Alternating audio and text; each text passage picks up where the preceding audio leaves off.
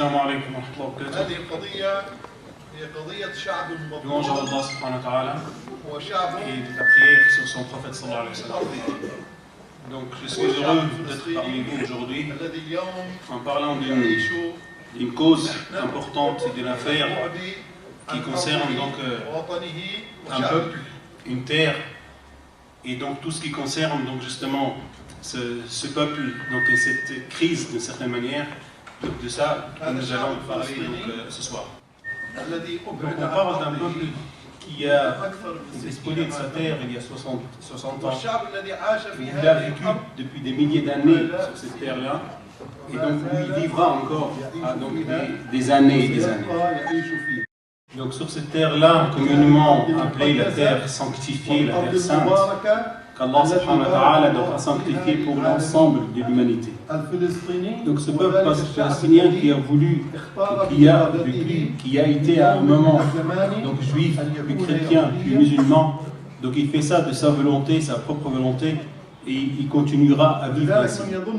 Alors celui qui croit qu'un Palestinien peut être contre une religion quelconque, c'est une allégation mensongère. Donc ce peuple-là a cohabité donc, avec sa diversité, et donc on n'a jamais entendu parler donc, entre un juif, un chrétien ou un musulman, donc depuis 1300, 1400 ans, c'est-à-dire depuis l'arrivée de l'islam sur cette terre. Vous le savez peut-être pas, mais jusqu'à maintenant, il y a des juifs qui vivent donc en Jordanie, en Égypte, en Syrie, en Irak, donc, et sans que personne ne les touche, hein, sans que personne ne leur fasse aucun mal, tout en sachant que maintenant les Palestiniens dans cet État d'Israël donc subissent tous les jours donc, de la tuerie, donc de la destruction des maisons, etc. Tout ce qu'on entend donc, au niveau de certaines chaînes. Donc ces juifs qui vivent dans les pays musulmans, les arabes en particulier, donc ils ne sont pas peu nombreux, c'est des centaines de milliers donc, de juifs qui vivent et qui appartiennent à ces pays-là où ils habitent et où ils cohabitent avec les musulmans et les chrétiens qui vivent sur ces terres-là. Donc c'est pour ça que nous sommes un peuple qui aime l'ensemble de l'humanité et qui n'a aucune animosité à l'égard d'un peuple pour son appartenance ou que ce soit ethnique ou religieuse. Donc toujours maintenant le problème qu'on essaye de déporter, d'exiler donc ce peuple qui vit sur cette terre-là, tout en sachant que c'est la terre de ses ancêtres, comme ça a été dit depuis des milliers d'années. Tout en sachant que ce peuple palestinien qui vit sur ce territoire, donc l'unité qu'on appelle Palestine, qu'on appelle Israël, même le territoire occupé qu'on appelle aussi, donc à savoir donc est composé à 70% de réfugiés qui ont été donc expulsés de leur terre donc, à la création de l'État d'Israël et qui vivent donc sur ces parcelles de terre émorcellées donc sans lien. Tout en sachant, Gaza par exemple, il y a 1 700 000 donc, habitants. Donc pareil, c'est le même pourcentage, 70% ne sont pas originaires de Gaza et qui viennent un peu de partout de la terre de Palestine. Donc c'est ça l'histoire de ce peuple-là qui a été expulsé de cette terre. Et donc le pire encore, donc, qui cherche donc à tuer donc, par la famine, car donc il n'arrive pas à manger toujours en étant sur sa terre. Donc il dit, donc c'est pas mes chiffres, mais les chiffres de l'ONU, qui dit maintenant qu'il y a 90% de la population palestinienne qui vit le minimum, donc en dessous de ligne de la pauvreté. Donc ils cherchent toujours à concéder, encore à céder des choses, et jusqu'à maintenant, donc l'État d'Israël refuse tout simplement le droit d'avoir un État. Tout en sachant à la fois donc, tous les droits donc, qui sont spoliés aux Palestiniens et donnés aux Israéliens. C'est pour ça que normalement le peuple palestinien a décidé de choisir son gouvernement. Donc l'embargo imposé maintenant à Gaza de la part du gouvernement israélien donc, ne concerne pas que Gaza, mais l'ensemble de Palestine, spécialement avec le mur de séparation qu'Israël construit, qui divise donc des villages, qui coupe donc les propriétaires de leurs terres.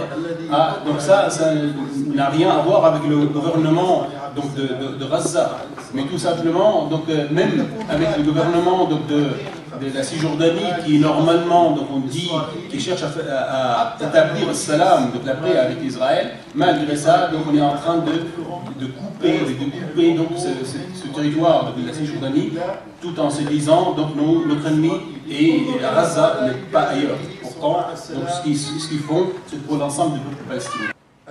Donc maintenant, c'est pour montrer le comportement israélien et les considérations donc israéliennes concernant donc Gaza. Donc ce qui arrive, c'est pas qu'à Gaza, mais qu'à l'ensemble du peuple palestinien, car en Cisjordanie, normalement, donc même qu'on appelle, que l'État d'Israël accepte volontairement de les appeler les acteurs de paix. Donc on est en train de les arrêter, de les emprisonner, donc sans jugement, de détruire leurs maisons et tout ça, donc tout en sachant que la ville de Jérusalem donc, et aussi donc, le nombre de colonies donc, israéliennes donc, est en augmentation. Et tout ça, donc dans cette terre-là, où tout en prétendant vouloir la paix avec les Palestiniens. C'est pour ça que normalement la démarche actuelle, c'est que ce peuple palestinien est à la recherche de cette paix. Nous savons que le peuple palestinien est le peuple le plus instruit de Proche-Orient, même au niveau mondial. On dit maintenant, quand on y pense à ça, comment comprendre cette contradiction? Donc un peuple instruit qui a des diplômes, qui est qualifié pour travailler et il n'arrive pas malgré cette situation économique catastrophique. Le peuple palestinien arrive à construire des villes, arrive à avoir des infrastructures donc, qui fonctionnent très bien dans ces villes et ces villages. Là depuis donc 5 ans, l'embargo persiste, existe concernant Gaza. Donc le Gazaoui, comme on les appelle, les habitants de Gaza, ils n'ont même pas le droit d'avoir un crayon avec un mine. Donc même au niveau des légumes, même des cerfeuilles, il n'a pas le droit de l'avoir. Et là, malgré ça, là c'est pour montrer un peu la situation que ce peuple-là vit actuellement. Tout en sachant que normalement donc, il y a des convois humanitaires donc, qui partent un peu de partout. Donc c'est lui qui veut voir vraiment la situation que le peuple palestinien de manière générale, et spécialement à Gaza, vit, il n'a qu'à participer donc, à ces convois-là. Et là c'est quelque chose dont vraiment on a besoin de savoir pour que ce peuple-là vive donc, tranquillement, avec dignité, et normalement ce peuple vivra avec tout ce qu'il faut, donc, quelle que soit la situation. Merci.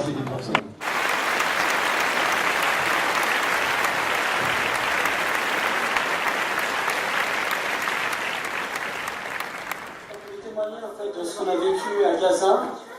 Et donc chacun en fait a notre tour de rôle, on peut vous donner notre témoignage, notre impression.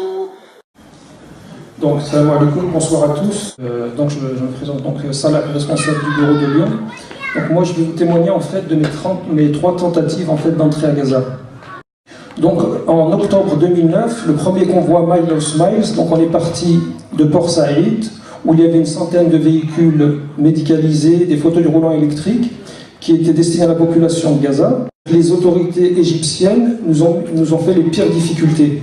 Donc ce convoi qui devait rentrer au bout d'1 semaine est rentré finalement après au bout de 2 mois. Donc ce qui montre bien qu'à l'époque c'était très très difficile de faire rentrer un convoi à Gaza. On mettait plus d'1 à 2 mois pour rentrer dans la bande de Gaza. Après ma deuxième tentative, ça a été lors de la flottille dont vous avez tous entendu parler, la flottille de mai 2010, où vous avez eu 9 Turcs qui ont été tués et plus d'une 60aine de blessés. Donc on partait à Gaza, on était 6 bateaux, donc 6 bateaux qui transportaient essentiellement des marchandises, on va dire humanitaires, qui étaient destinées aux Gazaouis, des maisons préfabriquées qui étaient envoyées par le CBSP pour une valeur de plus de 1 million d'euros. Les Israéliens nous ont contactés par radio, ils nous ont dit « Faites demi-tour, vous entrez dans une zone de guerre », alors qu'on était dans les eaux internationales. Donc tous les passagers des bateaux ont eu l'ordre de mettre leur gilet de sauvetage. Ils ont raisonné les 6 bateaux, ils ont tué 9 Turcs, une 60aine de blessés. On était tous conduits en prison, des gens ont été torturés, des gens ont été interrogés. Gaza était interdite d'entrer par les voies maritimes. Donc ma 3e tentative, et celle-là ça a été là-bas, donc on est rentré à Gaza en 8 heures. À l'époque où il fallait prendre plus des mois pour rentrer à Gaza, c'était vraiment très difficile. Et ça valait vraiment le coup d'avoir risqué sa vie pour aller rejoindre nos frères de Gaza. C'est des gens, ça nous donne envie de te témoigner ici, de vous dire qu'il faut les aider, que c'est important pour qu'on soit à leur côté. Merci beaucoup. Salam alaikum. Donc moi je me présente, je suis Waliba du CBSPI. Donc j'ai donc fait partie du convoi pour Gaza le mois dernier. Ma promesse c'est de témoigner de l'injustice que vit le peuple palestinien aujourd'hui. Le premier point c'est l'accueil. C'est vrai qu'on était tous dans une ambiance où tout le monde appréhendait, on va rentrer, on va pas rentrer. Et de vivre tout ce voyage avec cette émotion-là, c'était pour moi un moment très fort. Surtout au moment où on nous a annoncé que finalement, oui, on peut rentrer. Donc on est arrivé et on a été accueillis par une délégation du gouvernement. En arrivant, c'est de voir en fait tous ces frères et sœurs se rencontrer, se saluer avec beaucoup d'émotion, voir les frères. On avait vraiment l'impression que tout le monde se connaissait depuis longtemps. De les entendre témoigner de cette injustice, de voir l'injustice vraiment de nos propres yeux, c'était pour moi un moment très très fort. C'est une joie de voir le sourire de ces enfants à qui on a volé leur enfance. Et donc c'est pour ça qu'aujourd'hui j'ai décidé de témoigner, pour vous dire à quel point ces enfants ont besoin de vous, de nous tous. Donc aujourd'hui j'ai envie de vous sensibiliser par rapport au parrainage qui est disponible au CBSP. Aujourd'hui on est à 9 600 orphelins parrainés et il reste encore 15 000 orphelins à parrainer. Tout simplement pour permettre à ces enfants de vivre dans la dignité, chacun selon ses moyens, mais pour l'amour de ses enfants, agissez et parrainez. Merci.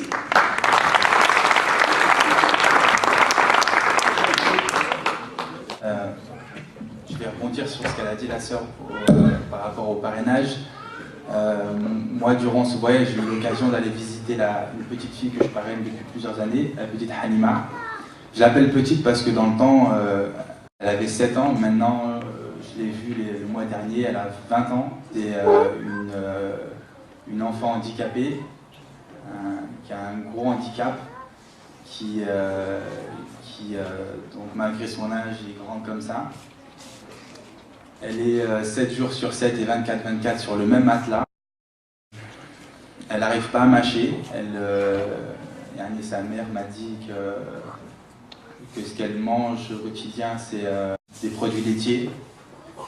Et un coût énorme au niveau des traitements médicaux, et puis ne serait-ce qu'au niveau des couches, parce qu'elle porte des couches. Et c'était un gros budget. Et j'ai eu l'occasion d'aller les voir. Et c'est pas évident de vous faire transmettre ce que j'ai vécu, parce que je vais résumer ça en vous poussant à parrainer un enfant, que ce soit handicapé ou pas.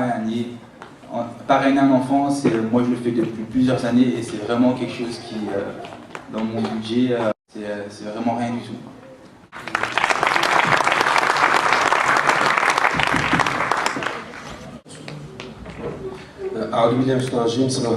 Salam alaikum à tous. Donc, pour ceux qui ne me connaissent pas, donc, je m'appelle Aziz Mohamed.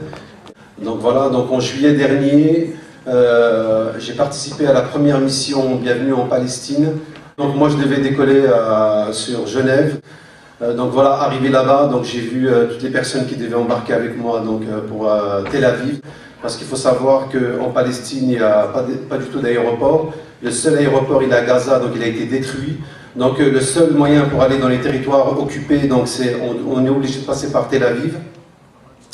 Donc à notre grande surprise, arrivé à Genève, plusieurs personnes du groupe qui devaient embarquer dans l'avion d'EasyJet ont été refusées à l'embarquement. Le gouvernement israélien a envoyé une blacklist à tous les pays européens pour leur dire que, enfin, ils ont mis une liste de personnes indésirables sur leur territoire, mais 7 d'entre nous ont réussi à passer. Donc je faisais partie de ces 7 personnes-là.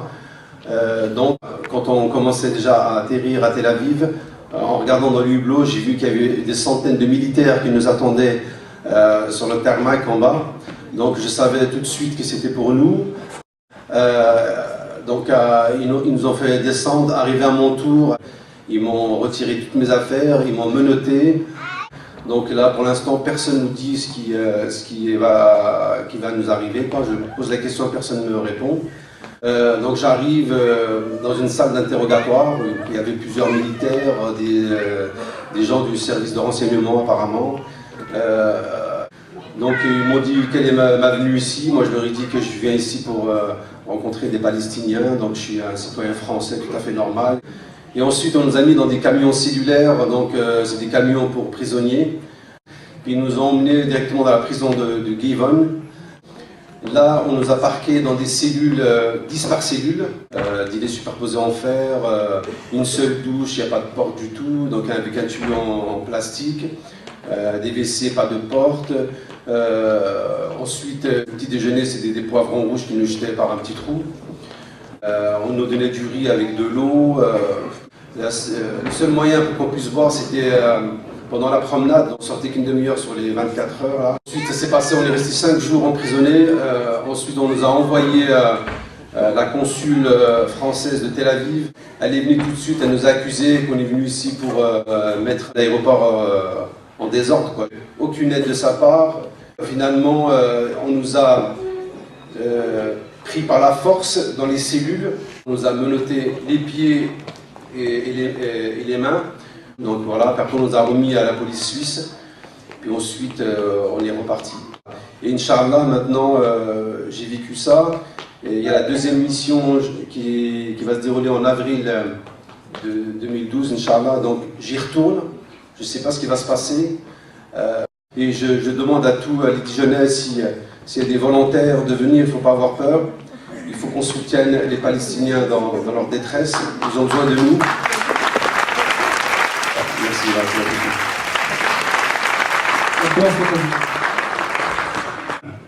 Nous, dans notre convoi, avec Cheikh Abou Youssef, on était censé de ramener des milliers et des milliers de sourires à Gaza. Et on était surpris parce qu'on a trouvé des millions et des millions de sourires qui les accueillent là-bas, à Gaza. Franchement, l'embargo qui frappe maintenant Gaza aérien, maritime et terrestre, à Gaza, on le voyait avec les destructions qu'il y a au niveau du bâtiment, tout ça, mais on ne le sentait jamais. Avec les sourires, avec l'accueil que les gens, lorsque vous passez dans la rue, tout le monde, venez manger chez nous. Franchement, on dirait ils sont pauvres, mais l'embargo, ils sont franchement. On a visité Gaza, c'est pour la première fois, c'était même pas en rêve comme on dit les jeunes d'ici, c'était même pas en rêve d'aller visiter Gaza. Allah subhanahu wa ta'ala, il m'a permis de mettre les pieds sur la terre sainte de Gaza. J'ai vu des gens que j'attendais pas. C'est des gens accueillants, des gens souriants, malgré le blocus, malgré la pauvreté extrême, que je sais, dans tout le pays, il y a la pauvreté. Mais à Gaza, c'est le top, quoi. Malgré tout ça, ce sont des gens accueillants, souriants, c'est des gens généreux. On a vu un gamin orphelin de 5 ans, il nous invite chez lui. 5 ans, c'est un homme, c'est pas un gamin. Pour moi, c'est un homme. Il nous dit, venez, soyez la bienvenue. Moi, malheureusement, ça n'existe pas dans nos pays. Et franchement, je vous dis franchement, ça n'existe pas. Tu trouves un gamin de 5 ans et tu te dis, viens, rentre chez moi, bienvenue, tout ça. Ça, tu ne le trouves jamais nulle part, que Gaza. Et donc, soyez généreux envers vos frères, Inch'Allah, et surtout les orphelins. C'est un commerce gagnant, 100% les gars. Vous appuyez sur le bouton gagnant. C'est Allah, le Rasul sallallahu alayhi wa sallam. Et la parole de Rasul sallallahu alayhi wa sallam, c'est pas « Wa ma yantiqu anil hawa ». Elle est mentouche alaykoum. Vous venez au stand de parrainage. Barakallahu fikum wa jazakumullahu khayr. Assalamu alaykum. Là, moi, je vais vous parler d'un aspect qui est plus politique. On a vu le côté humanitaire avec le CVSP. Maître Devers nous a parlé de l'aspect juridique. Mais maintenant, il y a une question qu'on se pose tous, c'est que nous, en tant que citoyens français, en tant que musulmans aussi de confession, qu'est-ce qu'on peut faire réellement pour aider la Palestine et pour aider nos frères et sœurs là-bas, à part donner de l'argent en humanitaire? Qu'est-ce qu'on peut faire politiquement pour faire changer les choses, pour arrêter l'occupation, pour arrêter l'oppression et aider nos frères? On est parti en Palestine en décembre dernier. On était à peu près une centaine de personnes. Et c'est les Palestiniens qui nous ont demandé de venir. Et on a fait une semaine intense en Palestine, où on a manifesté aux côtés des Palestiniens, on a planté des oliviers, etc. Suite à cela, les Palestiniens nous ont dit « C'était très très bien ce que vous avez fait, vous avez vraiment aidé, vous nous avez vraiment aidé, vous nous soutenez, vous avez fait des vidéos, vous avez fait des choses pour nous, vous étiez là à côté de nous contre l'armée israélienne. » Réitéré, pareil au mois de juillet. Mais cette fois-ci, parce que toutes les associations, quand elles vont en Palestine, dès qu'on arrive à Tel Aviv, on est obligé de mentir. C'est-à-dire, on vient en Palestine, on va à Tel Aviv, les Palestiniens disent c'est contradictoire. Vous venez nous aider, mais vous ne reconnaissez pas l'État palestinien. À Tel Aviv, à l'aéroport, devant les soldats israéliens, vous dites je viens en Israël. Donc ils ont dit venez et dites je viens en Palestine. J'ai une invitation officielle, voilà mon invitation. Je viens dans une école, je viens à Bethléem en Palestine. Et voilà, je viens pour venir en Palestine. Et donc là, on réitère à nouveau, en 3 fois plus grand, Inch'Allah, c'est-à-dire qu'on était à peu près 600 à partir là, de la dernière mission. Cette mission sera, Inch'Allah, 3 fois plus. Ceux qui sont intéressés pour venir avec nous, qui veulent plus d'informations, qui même n'ont pas les moyens financiers, on peut les aider. Venez avec nous en Palestine, on part tous le 15 avril, ça dure 6 jours, c'est qu'une semaine. On a un site web, www.bienvenupalestine.com, www.bienvenupalestine.com, il y a toutes les informations. Et on espère, Inch'Allah, vous voir tous très nombreux avec nous au mois d'avril.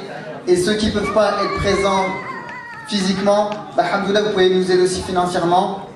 L'humanitaire, c'est aussi bien, il faut aider aussi l'humanitaire, mais nous aussi, ça peut aider des gens à partir en payant leur billet d'avion. Voilà, barakallahu fikum à tous. Donc, pour nous, la grande chance comme avocat, c'est qu'on nous fasse confiance et que les responsables politiques et associatifs à Gaza sont persuadés que le droit peut être utilisé comme un outil pour obtenir un certain nombre de réussites devant les tribunaux notamment, et pour inverser le jeu et rétablir qui est réellement dans la violation du droit. Donc on utilise les moyens que l'on peut avoir. L'un des moyens privilégiés, c'est la Cour pénale internationale. On l'avait saisi cette cour il y a bientôt 3 ans, quand les bombardements étaient encore en cours, et il est décidé qu'on organisera une réunion à La Haye devant la cour, et en demandant aux représentants de la cour d'être présents, parce qu'il faut que l'enquête maintenant puisse être ouverte. On a également donc la question des prisonniers. On a beaucoup de témoignages, ils sont tous sur le même type, c'est-à-dire ce sont des arrestations arbitraires, et tout démarre immédiatement avec la torture. La torture, il faut le savoir, est légalisée par la Cour suprême d'Israël, alors que tout le droit international est pour dire qu'il n'y a aucune circonstance qui justifie la torture. L'idée est d'essayer de faire venir, en tout cas on va saisir le comité pour la torture de l'ONU en demandant que le comité pour la torture de l'ONU puisse se rendre à Gaza, rencontrer les prisonniers et puis mettre en œuvre les enquêtes internes à l'ONU.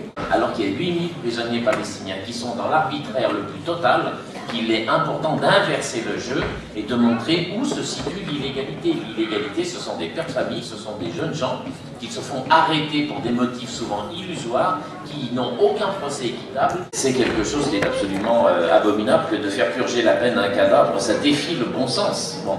Donc on a des possibilités d'action ici, et là je lance aussi un appel, des familles qui ont des liens en Europe, donc en France, en Allemagne, en Turquie, là où il y a des communautés palestiniennes avec un membre de la famille qui serait dans cette situation. Ce que je veux vous dire, c'est que dès qu'on parle du droit et de la Palestine, il y a un certain scepticisme. Ce scepticisme, il est lié au fait qu'on n'avait pas la possibilité de contacter directement les autorités à Gaza. Maintenant, ce travail se fait dans de très bonnes conditions.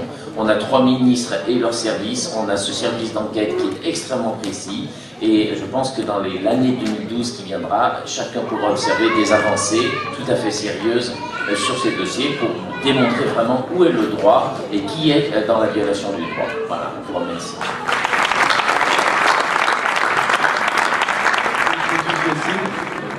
C'est une chanson pour Gaza, elle s'appelle Razziya Seif El Raba, et c'est Yassine qui va nous l'interpréter. غزية غزية غزية يا غزية غزية سيف الغضب غزية سيف الغضب غزية سيف الغضب يا رايد كل العرب مجدك عالراي مكتوب اسمك من نار ولنار سيف الغضب يا رايد كل العرب مجدك عالراي مكتوب اسمك من نار ولهب غزية سيف الغضب غزية سيف الغضب غزية غزية غزية غزية غزية غزية غزية غزية سيف الأحرار انت الأهل وانت النار غزية سيف الأحرار انت الأهل وانت النار صورة مطلب للأمثال صبر وثبات وإصرار غزي عروس البلدان عبابي وقفوا الفرسان صانوا الأرض وصانوا العرض للعزي صاروا العيون غزية سيف الغضب غزية سيف الغضب يا رايد كل العرب مجدك عالراية مكتوب اسمك من نار ولهب غزية سيف الغضب غزية سيف الغضب غزية غزية غزية غزية غزية غزية غزية غزية غزية رغم الطوفان رغم جروحك والآلام يا غزية رغم الطوفان ورغم جروحك والآلام قومي وقود الأحزاب وارفعي صوت الأذان غزية مجدك راجع بالعالي نورك ساطع شعبك صامد ودافع لغير الله مش راكيا غزية سيف الغضب غزية سيف الغضب يا رايد كل العرب مجدك عالراية مكتوب اسمك من نار ولهب غزية سيف الغضب غزية سيف الغضب